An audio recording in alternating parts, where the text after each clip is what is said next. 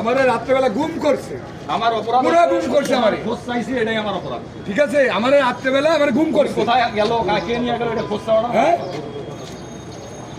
আরে ভাই রে, অধিকার আদায়ের কথা বলেছিস, আর মৃত্যু এইভাবে চাই না, নৃশংসভাবে অপরাধ হয়ে গেছে এটা। হ্যাঁ, বাংলাদেশ পুলিশ বাহিনী এটা অপরাধ হয়ে গেছে। আমারে বলে যে আইজি স্যার কথা বলবে, তুমি আসো। আমার যাই আমার ফোন নিয়ে আমার রুমের মধ্যে তালা মারে, আমার সারা রাত বলে আমি চিল্লাইছি, আমার রুম খোলে না।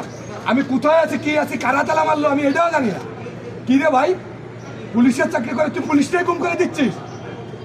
আজকে পুলিশের অধিকার নিয়ে কথা বলতে এটার জন্য তো আমরা লড়াই করতেছি। সেই যদি আমাদের এরকম অবস্থায় ফেলায় তাহলে কেমনে হবে?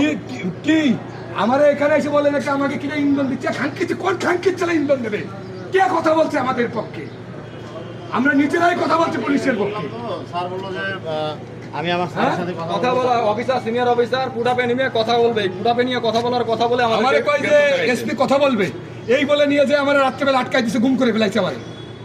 কি রে ভাই, ডিপার্টমেন্টে চাকরি করি, তোমার সাথে এখনো যাই না, আমাকে রেখে গেছে। তোরা এখনো গুম করবি? তোরা এখন আর কত গুম করতে চাস তোরা?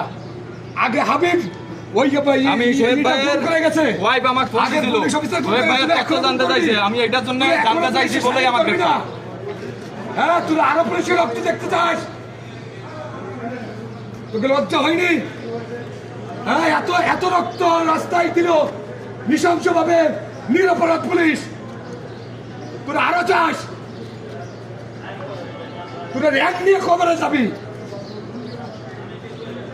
তোরা আরো চাস?